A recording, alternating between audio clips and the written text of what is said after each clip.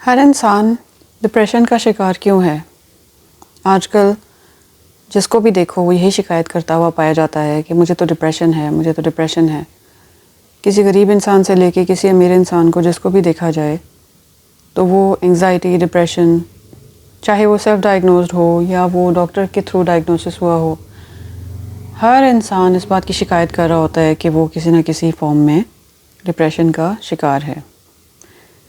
تو لوگ ڈپریشن کا شکار کیوں ہوتے ہیں؟ ہر انسان اپنے آپ کو محروم سمجھتا ہے، ہر انسان کسی نہ کسی لا حاصل چیز کی تلاش میں ہے، اور انسان جو ہے وہ اللہ تعالیٰ کی تقسیم اور اللہ تعالیٰ کی تقدیر اور اللہ تعالیٰ کی اس کے لیے جو چوائسز ہیں جو اللہ نے بنائی ہیں ان میں راضی نہیں ہے، جبکہ ایک انسان اتنا علم رکھتا ہی نہیں ہے کہ اس کے لیے کیا اچھا ہے اور کیا برا ہے۔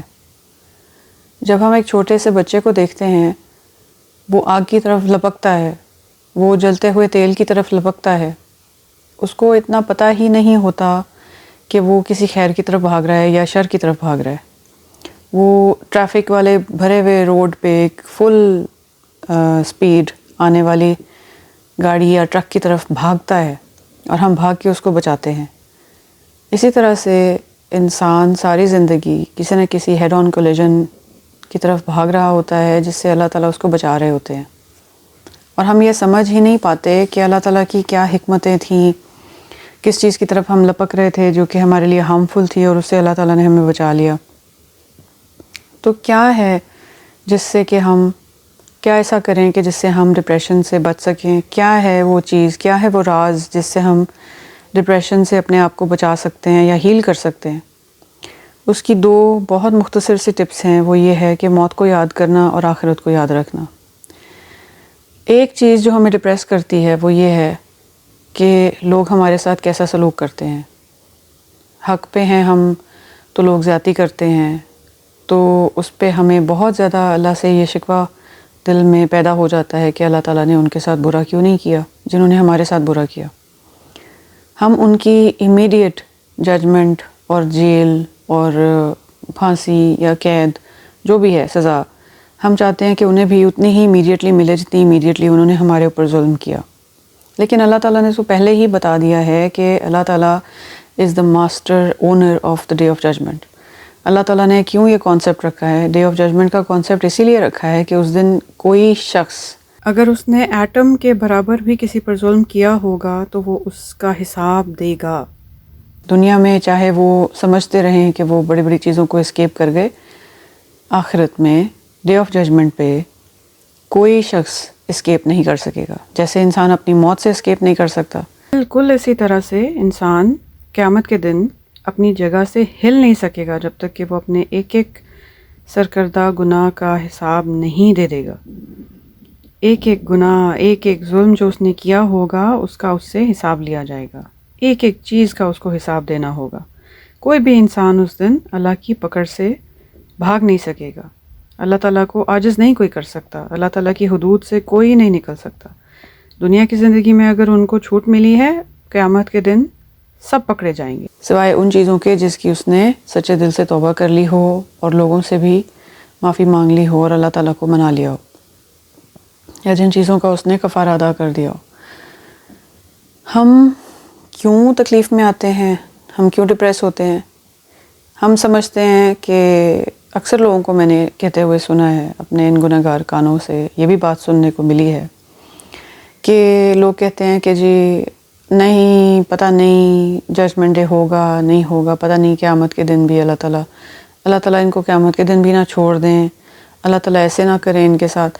تو آپ اللہ کے ساتھ اپنے معاملات ٹھیک رکھیں، اللہ کے ساتھ اپنی بدگمانی ختم کریں، اللہ تعالیٰ کو کرنے دیں جو اللہ تعالیٰ کرتے ہیں دوسروں کے ساتھ۔ آپ اس میں راضی ہو جائیں کہ اگر آپ مظلوم ہیں تو اللہ آپ سے راضی ہے، اور اللہ تعالیٰ اگر آپ سے راضی ہے تو آپ کے لیے جنت کے باغات اور محلات اور سب کچھ اللہ نے تیار کیا ہوا ہے۔ تو آپ اللہ کی طرف اپنا معاملہ اللہ کے ساتھ درست رکھیں۔ جس نے آپ کے ساتھ ظلم کیا اس کو اللہ پہ چھوڑ دیں، اپنے معاملات اللہ کے سپرد کر دیں۔ اللہ آپ سے بہتر جانتے ہیں کہ کس کے ساتھ کیسے انہوں نے معاملہ کرنا ہے۔ اللہ کے اوپر اپنے سارے معاملات چھوڑ کے سکون میں آ جائیں۔ جس نے اللہ کو راضی کر لیا اس کے لیے تو مرنے کا دن عید کا دن ہوتا ہے. اپنی موت کو یاد رکھیں، آخرت کو یاد رکھیں. ہم لوگوں نے کیا کیا ہے کہ ہم سمجھتے ہیں کہ اگر موت کا ذکر بھی آ جائے تو ہم اس کے ذکر سے ڈپریشن میں چلے جاتے ہیں. ہم کہتے ہیں ہمیں موت کا دن یاد ہی نہ کراؤ، موت کی بات ہی نہ کرو ہمارے سامنے. دیکھیں، موت کی بات نہ کرنے سے کیا موت ٹل جائے گی؟ کیا موت کی بات یا ذکر نہ کرنے سے کیا موت ٹل جائے گی؟ ٹھیک ہے، کبھی میں بھی ایک دور سے گزری ہوں جب اتنی سمجھ نہیں تھی اور لگتا تھا کہ موت کا ذکر آ گیا تو بہت برا، بہت کسی خوفناک چیز کا ذکر ہو رہا ہے. بھئی موت خوفناک اس کے لیے ہے جس نے گناہ کیے اور اللہ کو راضی نہ کیا ہو. موت خوفناک اس کے لیے ہے جو کہ گناہ کرتا رہتا ہے. موت خوفناک اس کے لیے ہے جو کہ کافر ہے، جس کو اللہ سے کوئی امید ہی نہیں ہے اچھائی کی. جب اللہ سے آپ لا لگاتے ہیں، جب اللہ تعالیٰ کے ساتھ آپ ہر خیر اور ہر اچھائی کی امید رکھتے ہیں، جب آپ اللہ تعالیٰ کو ہر وقت یاد کر کر کے، ان سے دعائیں مانگ مانگ کے اور اپنے ہر کام میں اللہ تعالیٰ کی طرف دیکھ دیکھ کے آپ اپنا ہر کام کرتے ہیں، آپ کی صبح، آپ کی شام جو ہے وہ اللہ تعالیٰ کو راضی کرنے کے لیے ہوتی ہے. آپ کا اٹھنا بیٹھنا اللہ کو راضی کرنے کے لیے ہوتا ہے. آپ کی آنکھیں، آپ کی نظروں کا اٹھنا جھکنا اللہ کی خاطر ہوتا ہے. تو جب آپ ایسے زندگی گزارتے ہیں تو آپ کو موت سے ڈر نہیں لگتا. موت کا دن پھر آپ کے لیے عید کا دن ہوگا. تو اپنے آپ کو اس دھوکے سے، اس فریبی دنیا سے، اس کے جھمیلوں سے نکال کے سب سے خوبصورت ہستی کی طرف اپنا رجوع کریں، سب سے خوبصورت ہستی کی طرف. اور اس کو جتنا سوچیں اس کا ثواب ہی ہے. مطلب there is no overdose of thinking about اللہ تعالیٰ, there is no overdose of ذکر. اللہ تعالیٰ کے ذکر کا کوئی اوور ڈوز نہیں ہے، اور اللہ تعالیٰ کی عبادت کا کوئی اوور ڈوزز نہیں ہے. اللہ تعالیٰ کے لیے اگر آپ قرآن پڑھتے رہیں اس کا بھی کوئی اوور ڈوزز نہیں ہے. ہاں ایسا ہے کہ جو حلال کمانے کے لیے، اپنی اولاد کے لیے، اپنی فیملی کے لیے محنت کرتے ہیں، ان کو بھی ایسا ہی ثواب ملتا ہے جیسے کہ جہاد کا، یا جیسے کوئی جاب کی خاطر، حلال رزق کی خاطر ہجرت کرتے ہیں تو ان کو بھی ہجرت کا ہی انشاءاللہ اللہ کی نیت سے کریں گے تو ثواب ملے گا. اپنے ہر معاملے کو ایسے ایڈجسٹ کریں کہ اگر اللہ تعالیٰ دیکھ رہے ہیں تو وہ اپروو کریں گے کہ نہیں کریں گے. کیا نبی صلی اللہ علیہ وسلم نے اس کی اجازت دی ہے کہ نہیں دی ہے؟ کیا اللہ تعالیٰ نے نبی صلی اللہ علیہ وسلم کے تھرو جو ہمیں گائیڈ لائنز دی ہیں یہ اس پہ پورا اتر رہا ہے کہ نہیں اتر رہا ہے؟ That is all you need to worry about. لوگ کیا کہتے ہیں، لوگ کیا کہیں گے، لوگ کیا کرتے ہیں، ہمیں لوگوں جیسا کرنا چاہیے، ہمیں ایسا بننا چاہیے جیسے لوگ کرتے ہیں. اس چیز کو اپنے دل اور دماغ سے اتار دیں. یہ ایک ایسی بیماری ہے، لوگ کیا کہیں گے، لوگوں کی طرف دیکھتے رہنا، وہ ایسی بیماری ہے کہ جس کا کوئی علاج نہیں ہے. مطلب سانپ کے کاٹے کا علاج ہے لیکن اس چیز کا کوئی علاج نہیں ہے کہ لوگ کیا کہیں گے اور لوگوں کو خوش کرنے کے لیے اپنی زندگی گزارنا. یہ ایک بہت بہت بہت بڑی بیماری ہے. یہ کینسر سے بڑی بیماری ہے آج کل. تو اللہ تعالیٰ ہمیں اس بیماری سے بچائیں. ہمیں اللہ تعالیٰ یہ والی ایک خوبصورت محبت اپنی جو ہے وہ ہمارے دلوں میں ڈال دیں، ہمارے دماغوں میں ڈال دیں، ہمیں ہمارے اندر رچا دیں اس چیز کا. یعنی اللہ تعالیٰ اپنا رنگ ہمارے اندر رچا دیں جو کبھی نہ اترے. ہم ہر کام کو ایسے کریں کہ جس سے اللہ تعالیٰ راضی ہوں، اور اللہ تعالیٰ بہت آرام سے راضی ہو جاتے ہیں. ایک بہت خوبصورت واقعہ ہے کہ ایک صحابی کے گھر مہمان آئے اور ان کے گھر میں اس دن کھانے کو کچھ نہیں تھا، صرف اتنا سا کھانا تھا کہ بچے کھا لیتے. انہوں نے اپنی زوجہ سے پوچھا اور انہوں نے جب بتایا کہ کھانا کم ہے، انہوں نے کہا کہ بچوں کو سلا دو، اور جب مہمان کھانا کھانے لگیں تو چراغ بجھا دینا، اور ہم لوگ ایسے ایکٹ کریں گے کہ جیسے ہم بھی کھا رہے ہیں، لیکن ہم سارا کھانا مہمانوں کو کھلا دیں گے. اللہ تعالیٰ کو یہ بات اتنی پسند آئی کہ جب وہ صبح نبی صلی اللہ علیہ وسلم کی خدمت میں حاضر ہوئے تو انہیں خوشخبری دی گئی کہ آپ کی رات کی مہمان نوازی اللہ کو بہت پسند آئی. اللہ تعالیٰ تو اس طرح سے راضی ہو جاتے ہیں، اتنے آرام سے اللہ تعالیٰ خوش ہو جاتے ہیں ہم سے. تو ہم کیوں سمجھتے ہیں کہ اللہ کو راضی کرنا کوئی مشکل کام ہے؟ اللہ کو راضی کرنا بہت آسان کام ہے. انسان کو راضی کرنا بہت مشکل کام ہے جس کو کرنے کی کوشش بھی نہیں کرنی چاہیے. ہاں اگر کریں تو صرف اللہ کی خاطر. بیک اینڈ پہ نیت پھر بھی پہلی نیت اللہ کے لیے ہی ہونی چاہیے کہ اگر میں کسی کو راضی کرنے کی کوشش کر رہا ہوں یا کر رہی ہوں تو یہ اللہ کی خاطر ہے. اس میں مجھے اس انسان سے کوئی غرض یا فائدہ اس کی توقع نہیں ہے، کیونکہ فائدہ نقصان صرف اللہ کی ذات آپ کو پہنچا سکتے ہیں۔ تو جو ایک شارٹ کٹ ہے جو بہت زیادہ ضروری ہے آج کل، وہ یہ ہے کہ اپنی موت کو یاد رکھیں، اور ہر کام کرنے سے پہلے یہ سوچ لیا کریں کہ کیا اگر میں کل مر جاؤں تو کیا یہ بات اتنی ہی ڈپریسنگ ہے؟ جب آپ ایسے سوچیں گے نا کہ پتہ نہیں میرا کل کا دن میں نے دنیا میں ہونا ہے یا قبر میں ہونا ہے، تو پھر آپ کی 90% ڈپریشن ایسے کر کے گر جاتا ہے زمین پہ۔ وہ ایک فیک ایک ببل ہوتا ہے، خیالی پلاؤ ہوتا ہے، خیالی وزن ہوتا ہے جو آپ نے اٹھایا ہوتا ہے اپنے کندھوں پہ اور اپنے سر پہ۔ جیسے ہی آپ سوچتے ہیں نا موت کے بارے میں کہ بھئی ہو سکتا ہے کل ہی میں مر جاؤں، تو آپ کی 90% کیا 99% پریشانی ایسے ٹھک کر کے زمین پہ گر جاتی ہے۔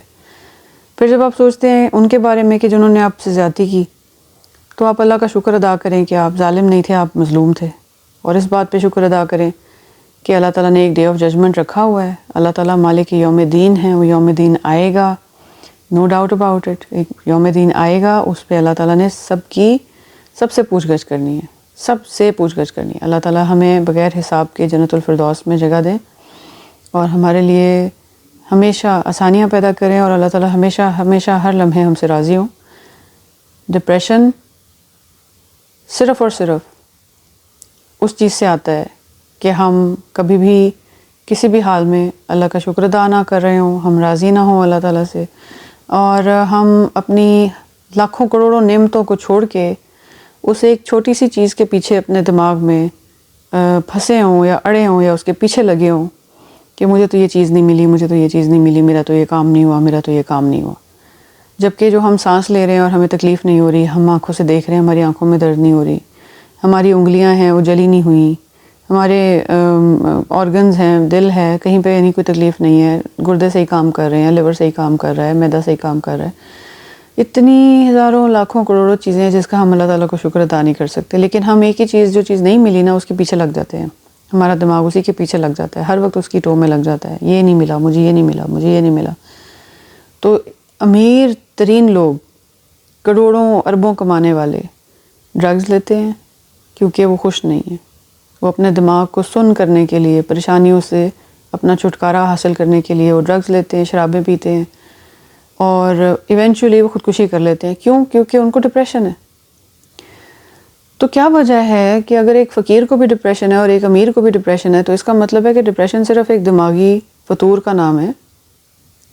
ہاں، ایسے لوگ ہیں جن کو یہ بیماری ہوتی ہے اور وہ ایک اور قسم کی چیز ہوتی ہے، وہ کیٹیگری ڈیفرنٹ ہے۔ لائک آپ وہ ایک حد تک جب انسان چلا جاتا ہے جس کو دوائیوں کی ضرورت پڑتی ہے، وہ اور کیٹیگری ہے، اس کی بات نہیں میں کری۔ لیکن یہ جو آج کل 99% لوگ اپنے آپ کو سیلف ڈائگنوز ڈپریشن کا شکار قرار دے دیتے ہیں، this is something wrong, this is something very wrong. Let me give you a simple equation. جو شخص اللہ تعالیٰ سے جتنا دور ہے اتنا زیادہ پریشان ہے، جو شخص اللہ تعالیٰ سے جتنا دور ہے اتنا زیادہ پریشان ہے، جو شخص دنیا کے پیچھے جتنا بھاگ رہا ہے اتنا ہی پریشان ہے، اتنا ہی خوار ہے، اتنا ہی پریشان ہے۔ جو شخص دنیا کے پیچھے جتنا بھاگ رہا ہے اتنا ہی خوار ہے، اتنا ہی پریشان ہے۔ جو شخص پیسے کے پیچھے بھاگ رہا ہے اتنا ہی پریشان ہے۔ آپ کو نظر نہیں آئے گا، آپ کو ان کے پیسے نظر آئیں گے، دولت نظر آئے گی، آپ کو نہیں پتہ چلے گا کہ یہ لوگ اندر سے کتنے ڈپریسڈ ہیں۔ تو آئیں اللہ تعالیٰ کی طرف رجوع کریں اور اللہ تعالیٰ میں ہی اپنی پناہ بنائیں، اللہ تعالیٰ سے ہمیشہ جڑ کے رہیں اور اللہ تعالیٰ کو ہمیشہ اپنی پرائرٹی رکھیں۔ اللہ تعالیٰ قرآن پاک میں فرماتے ہیں کہ جو لوگ اپنے آپ کو اتنا مغرور سمجھتے ہیں کہ وہ سمجھتے ہیں کہ انہیں اللہ تعالیٰ کو یاد کرنے کی ضرورت نہیں ہے، تو اللہ تعالیٰ کے پاس ایسی مخلوق ہے جو ہر وقت اللہ تعالیٰ کو یاد کرتی ہے، اور وہ کبھی بھی نہیں تھکتے اللہ کی یاد سے۔ اس بات سے اللہ تعالیٰ نے ہمیں یاد کرایا ہے کہ ہمیں اللہ کو یاد کرنا چاہیے، اور اللہ کو صرف وہی لوگ یاد نہیں کرتے جو کہ مغرور ہوتے ہیں، اور اللہ تعالیٰ کو مغرور لوگ پسند نہیں ہیں۔